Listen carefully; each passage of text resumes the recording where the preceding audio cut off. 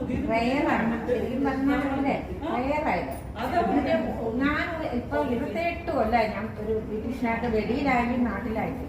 പക്ഷെ അല്ല നാട്ടിലായിട്ടും ഈ ഒരു മെലാസ്മ പിഗ്മെന്റേഷൻ എന്ന് പറയുന്നത് ഇതുവരെ ചെയ്യാൻ പറ്റാത്തൊരു കാര്യമാണ്. ഞാൻ തന്നെ ഒരു എക്സാമ്പിളാണ്.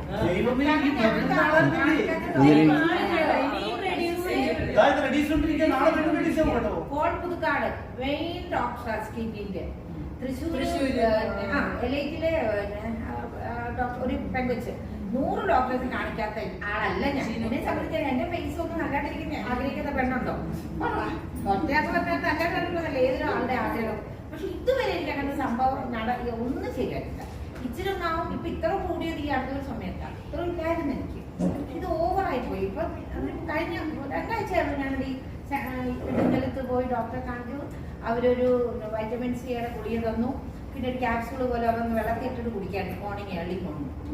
പിന്നെ അവര് അതിന്റെ ഇത് സൺസ്ക്രീനും എല്ലാം തന്നു.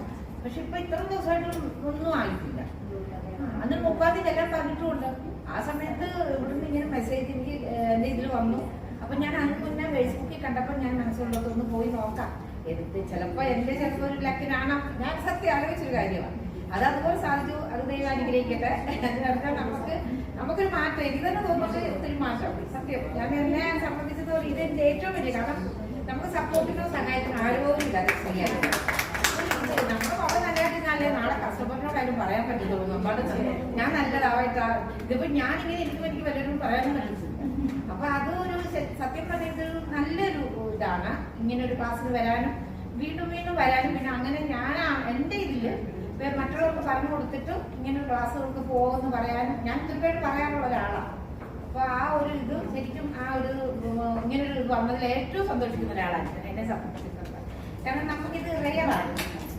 കാരണം ഇങ്ങനെ ഒരു ക്ലാസ് ഞാൻ 100 ക്ലാസ് അറ്റൻഡ് ചെയ്യുന്നൊരു വ്യക്തിയാണ്. ഷാഫി സാറ് മേക്കപ്പിന്റെ ആയാലും സ്കിന്നിന്റെ ആയാലും ഹെയറിന്റെ ആയാലും നമ്മുടെ എല്ലാത്തിന്റെ ഹെയർ കട്ടിന്റെ ക്ലാസ് കഴിഞ്ഞ മാസം ഞാൻ പോയിട്ടുണ്ടായിരുന്നു തൃശ്ശൂര്.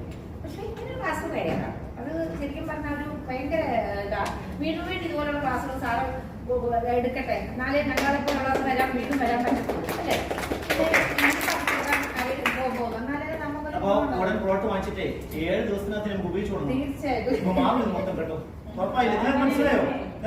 തീർച്ചയായിട്ടും